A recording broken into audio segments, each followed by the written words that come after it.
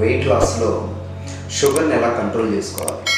Main ఏంటంటే sugar control చేసుకుంటే షుగర్ని మనం అవాయిడ్ చేస్తే ఆటోమేటిక్గా వెయిట్ లాస్ అవుతాం.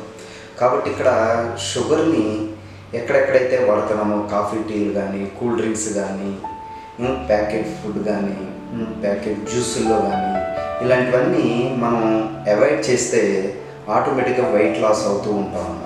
కాబట్టి ఇక్కడ గుర్తుపెట్టుకోవాల్సింది ఏంటంటే షుగర్ అనేది మన ఆకలిని తీర్చేది కాదనేది గుర్తుపెట్టు. షుగర్ అనేది అదొక ఎడిక్షన్ అనమాట.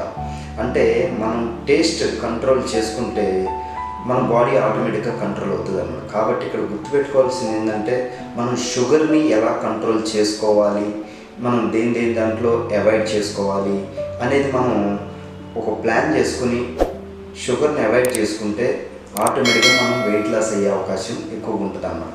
కాబట్టి ఇవాళ దాంట్లో మనం అవాయిడ్ షుగర్ అనేది మనం ఒక ట్యాగ్ లైన్గా, ఒక ఛాలెంజ్గా తీసుకుని మనం ఈ కూల్ డ్రింక్స్ కానీ, స్వీట్స్ కానీ, ఇలాంటి కార్బోహైడ్రేట్ ఐటమ్స్ కానీ, ప్యాకెట్ ఫుడ్ కానీ, చిప్స్ కానీ ఇలాంటివన్నీ చాలా షుగర్ కంటెంట్ ఐటమ్స్ అన్నమాట.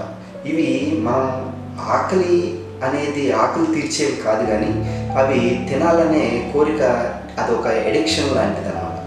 దాని నుంచి ముందు మనం బయటపడితే ఆటోమేటిక్గా వెయిట్ లాస్ అయ్యేది ఆటోమేటిక్గా అయిపోద్ది అన్నమాట. కాబట్టి ఇక్కడ షుగర్ని మనం కంట్రోల్ చేసుకుంటే మన బాడీని అదే కంట్రోల్ చేసిద్ది అన్నమాట.